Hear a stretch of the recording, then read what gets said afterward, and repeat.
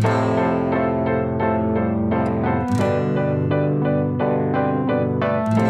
up, you guys? Welcome back to my channel. Thank you so much for stopping by. How are you all doing today? I'm Bemi Badmus, and this video is looking extra formal. Promise you, it's not formal like that. It's just still me coming to gist with you guys. It's just that I'm not holding my camera and whatnot. Anyways, today, quickly going to jump right into today's video. It's just answering a question that people have been asking me, why I chose Canada rather than the US. And I kind of touched on it in some vlogs that I have created, but I think people just want me to go in depth and talk more about it. I don't feel like I'm qualified to talk about this because if you don't know this, if you're new to my channel, I actually had my BSc degree, my first degree in the US, and now I'm doing my master's degree in Canada. So, but it wasn't like immediately, like I had my BSc, my first degree in the US, and then I moved back to Nigeria, worked for a couple of years, got married, had my adorable daughter, and now I'm back in in North America. I'm back in Canada, and I'm getting my master's degree. And I kind of touched on other videos that in other vlogs that I had created that I actually applied to schools in the US to do my master's, but then eventually chose the Canadian life. Eventually chose Canada, and people just wanted me to go in depth more, like to talk about, US, Canada, which one should they choose? Oh, like I said, it's just gist that I'm going to be gisting you guys, and I'm not going to be advising anybody. In the words of Acid Darling, hey girl, I know the advice person, I know they give person advice. I'm just here to just talk about what I know about both countries, and hopefully you can make your informed decision from whatever I tell you guys or share with you guys. I also encourage you to do your own research, do more research, and then you can choose the one that you think is suitable for you or is right for you, or that you just choose the one that you want. Yeah. Also, I'm very careful when it comes to making videos like this. People have asked me a lot of questions about immigration in Canada. Do I this? Do I don't answer those kind of questions. I'm not a licensed immigration consultant, and I don't want anybody to quote me anywhere and say it was Bemi that said this. No. And also, I'm not a consultant. And also, now school I can't school here. I'm not a permanent resident. I'm not a citizen. I can't just be yapping on YouTube like as if I still, it's like I still have I just have 1 feet inside. Don't be saying my leg never strong inside. Now people with their leg don't strong. You see all those permanent residency people or citizens, they're the ones that can come and be telling you these, Trudeau these, Mila these, they say that. Me, I just the leg. Let me just respect myself. Maybe later in the future I can be doing things like that. Anyway, so let's just jump right into today's video. Yes, the US or Canada. So let me just start by saying that what I will be talking about is mostly based on school, like in terms of school. I don't know about other pathways or spousal or this. I don't know all those things, or filing for your siblings. I don't know those things. I'm just talking going the school route to the US or to Canada. So let me just start with the application process. I feel like for the US, the application process is actually easier than in Canada. And I'm saying easier because you can pretty much do it by yourself. So all the times I applied to schools in the US, like when I was doing my BSc and even when I, wanted to go for my master's, I applied to the schools by myself.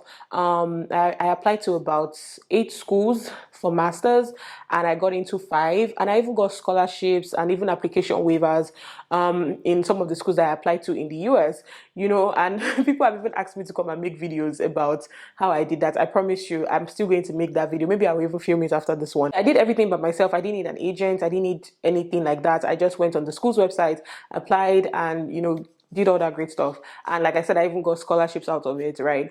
But then with Canada, the school I'm in currently, I actually also applied to that school by myself. I didn't have the help. It wasn't my agent that applied to my school for me in Canada. But then I realized that a lot of times, a lot of schools work with agents here in Canada.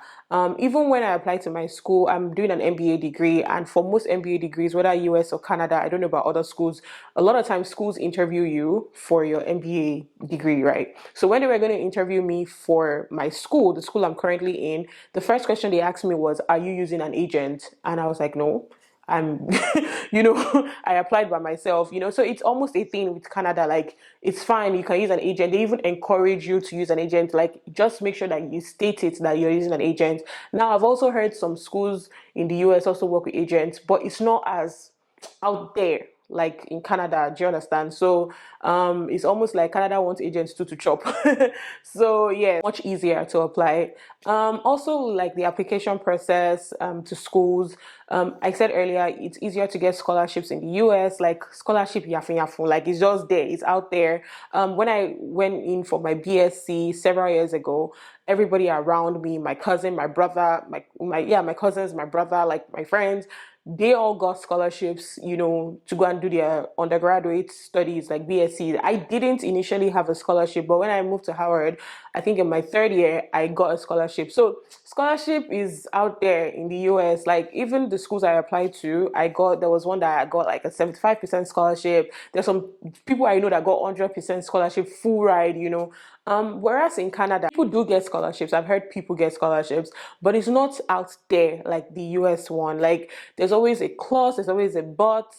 Like I said, people do get it, but it's just not, I don't want to say readily available. Like it's just like even in my school, there are people that got scholarships, but it's still not like the US type of scholarship. Like US scholarships give you full ride and things like that. In Canada, is either you're doing a PhD or it has to be course specific or something. But then in the US, it doesn't even matter sometimes the course that you're doing. You just get it from the school, get it from different organizations. So in that regard, if you're looking at financially, like paying your tuition, paying your school fees and things like that, I think that the US is much cheaper because you have access to scholarships. Also, with like cost of living, Canada is expensive.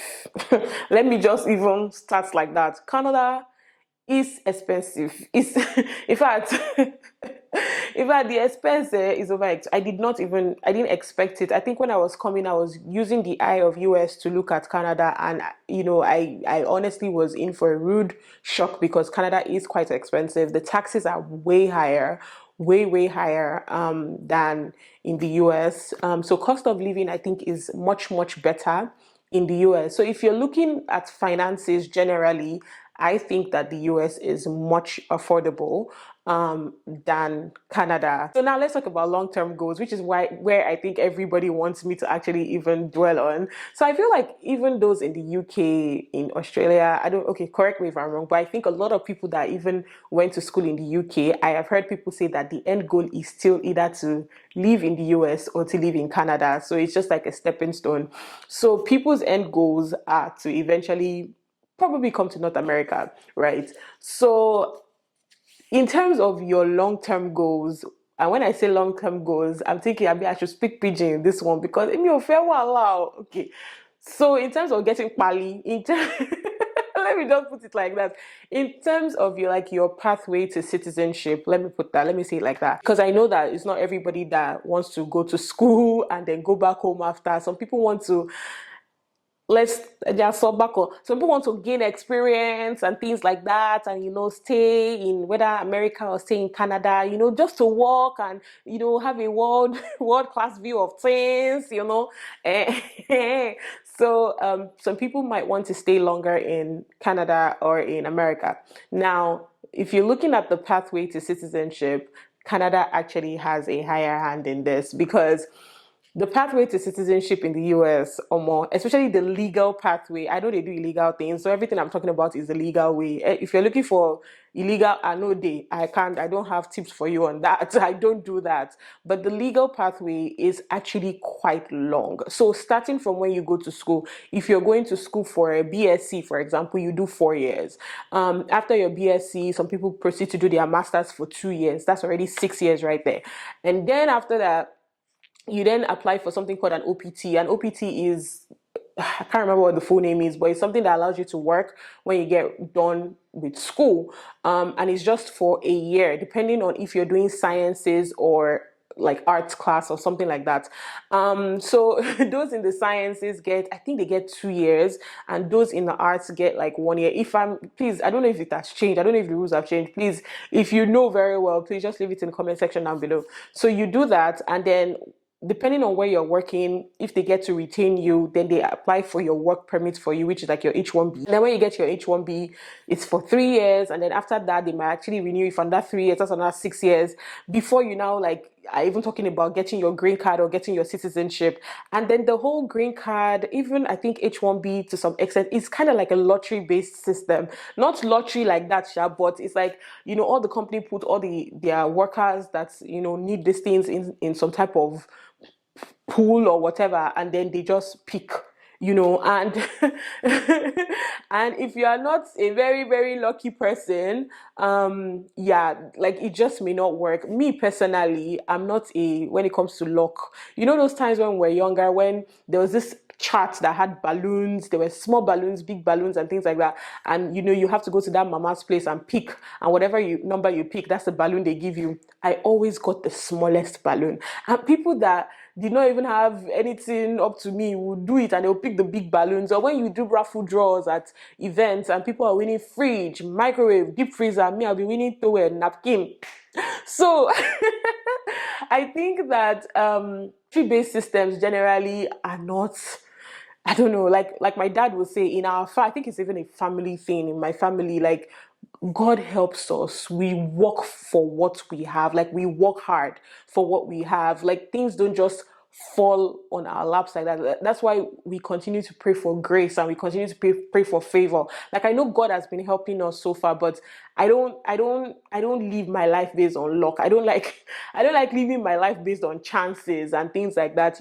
I like to pray to God, and I like to work for what I have, which is why I am more inclined with the Canadian way of doing things, which is the point-based system. So the point-based system is, if I school in Canada, I get a point. If I've worked in Canada, I get a point. If I do this, I get a point. If this, I get a point. And then I add all these points together, and eventually I can get like my permanent residency and eventually like citizenship. So it's not they just randomly pick. No.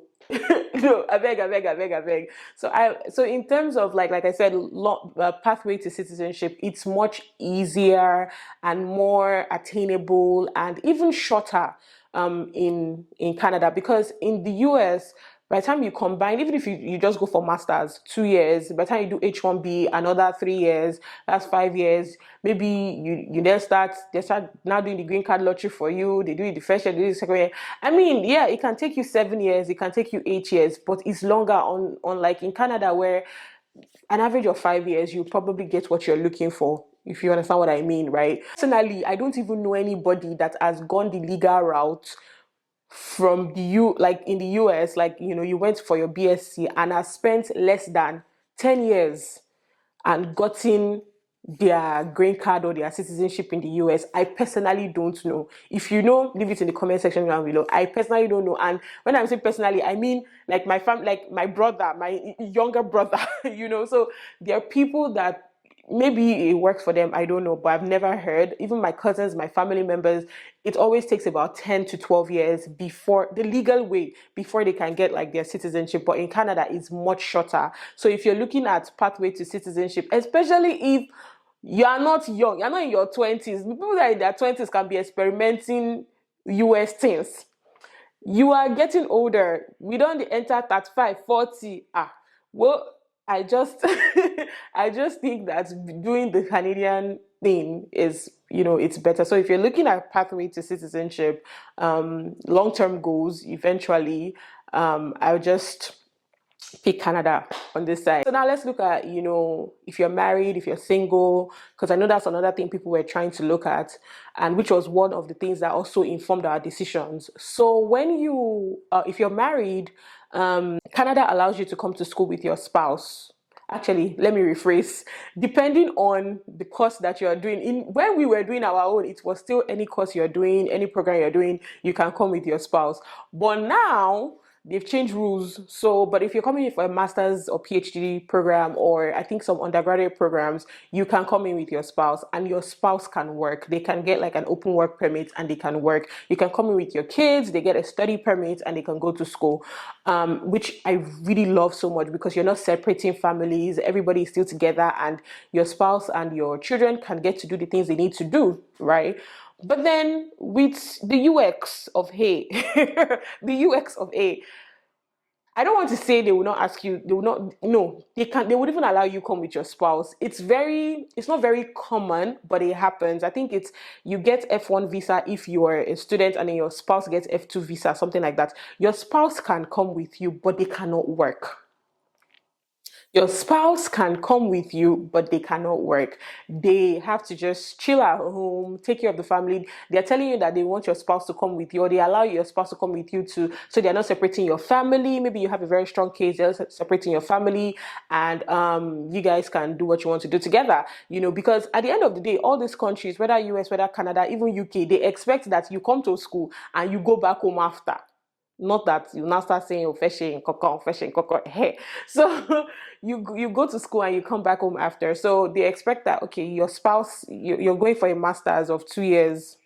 Definitely, as in, let your spouse come and visit you once or twice and go back, not that you now come and look for a job and work and things like that. So I've heard a lot of people that will say they deny their spouse from coming, but then again, I've also heard stories. There was one I know, like the lady got into a PhD program in the US and they applied for their visa. And, with US visa, you have to go physically, right? And then they went and, the husband said he has a good job in Nigeria. Basically just said all that great stuff. He has a good job in Nigeria, so it's only the wife and the son that would go, and he will be going to visit. And you would think that that's a logical thing, right? So that they will say, these ones are not going to run away. And then the visa officer said, okay, but PhD is a very strenuous program for the wife, that when the wife is going to school, who's going to be taking care of the child? And that was how they denied them, because the husband said he was not going. Anyways, I don't know, these people, their brain used to touch, so you can't even predict them, you can't even know what to say. But then again, all in all, the spouse going to the US may not be able to work, especially legally. Everything I'm saying, like I said, is legally. Whether you want to do under the table, me, I don't know. It's legal things that me, I know.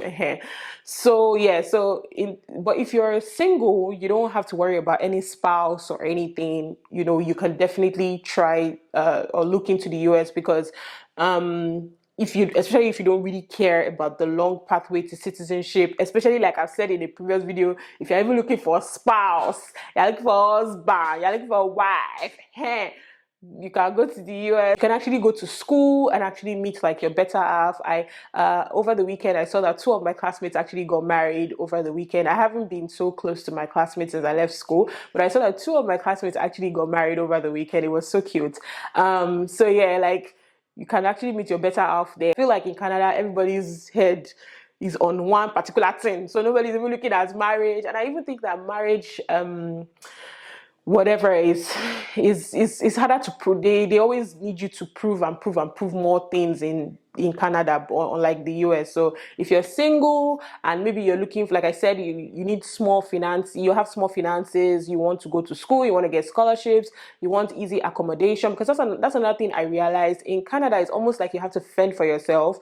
You have to look for accommodation by yourself. You have to, because the dormitories or the hostels that they have on campus, and that's the schools that even have hostels. A lot of schools don't have hostels, but then the hostels that they have on campus is mostly for single people, like, because people are sharing, But unlike in the US, I remember when I was in school, we actually had graduate housing apartments. So like the graduate housing apartments were designed in such a way that the husband, maybe the husband is in school, the wife can come and the kids, like, they really were prepared for that. But here in Canada, at least from what I've seen, it's only undergraduates that they even prepare accommodation for. The rest of you, graduates, especially if you're coming with family, go and look for your house outside campus, which to me, I can't get over it. Like, why wouldn't you provide graduate housing for graduate students, with their families? But the US has more of that. Yeah, so I guess looking at all of this, you guys know, I've said it before, I'm very biased towards the US. I am very biased. So if you ask me to pick me myself, even though I'm in Canada right now, if you ask me to pick overall, I will still pick the US because of cost of living. Cost of living is lower, the only thing I don't really enjoy or I don't really like over there is that their pathway to getting your goal is just so long and tedious. And because I've experienced firsthand people around me go through it, and I'm like, this is just too much. But generally, I think maybe because all my family members are there, um, I'm very biased towards it, and I kind of like how the system works. You can do a lot of things by yourself. In Canada, you almost need somebody for almost everything. And another thing I've even realized is that a lot of people even come to Canada and then they get their citizenship, they get their PR, and then they go to the US to work because there are more opportunities in the US. Land of opportunities. I think Canada too is a land of opportunity, but it does depend on the kind of opportunity that you're looking for. So I've seen people, I know quite a number of people that have gotten their citizenship in Canada and then actually moved to the US to work because there are more opportunities, the pay is better, and so much more. And when you're getting paid better in a place that groceries don't cost as high as they cost in Canada, there's better value for money. Even buying houses, I know people that bought houses recently in the US, and the ones in Canada are just complaining. I know right now globally there's an economic crisis, but then it's still much more easier in the US to buy a house, finances, opportunities, and things like that to Canada. Not like it's not easy in Canada too, but then it's a lot. I've seen ads on Instagram comparing housing prices, and I'm just like, this is a lot. It's just too much. So eventually, there's still so many people that I know that they're just using like Canada as a stepping stone to get some things and will eventually still meho meho jackpa. Like another jackpa is still going to happen, like just like some people that went to the UK first, that was the first leg of jackpa. Then after that they will now move to Canada, the second leg of jackpa, and eventually they will now end up in the US, which is the final stage of jackpa. I feel like eventually everybody wants to be in the US. I don't know because they have their own issues too, so many things, like the whole gun violence thing, and like I feel like Canada is more peaceful. Honestly, I haven't heard any since I moved here. I haven't heard any like crimes happening here, like shooting or anything. I haven't heard especially in this city where we are.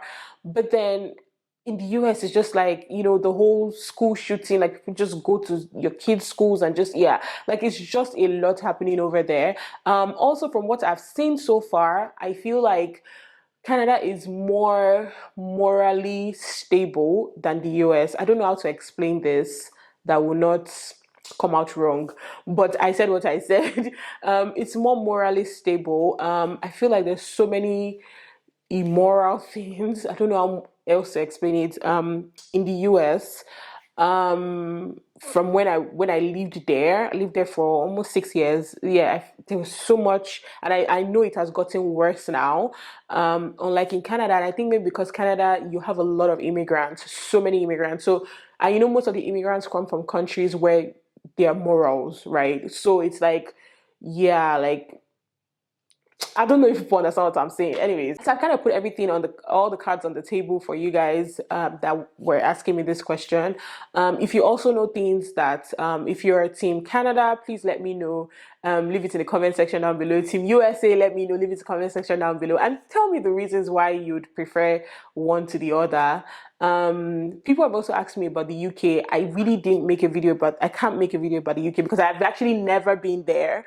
Even before I came for my master's in Canada, I had traveled to Canada before, so I could say things about it. But UK, I've never been there. Like I've never traveled there, so I don't even know anything about what goes on there. So I can only talk about the space that I've been in. I lived in the US for almost 6 years, and I'm now in Canada, so I can really talk only about the space I've been in. Except you want me to also compare it to Nigeria. but I'm sure nobody needs to see that video. Anyways, so yeah, I owe you guys a couple of videos. I will try to make it as soon as possible. And yeah, if you have any more questions, just leave it in the comment section down below, and I will definitely see you guys in the next one. Thank you guys so much for watching, and I'll see you guys. Bye.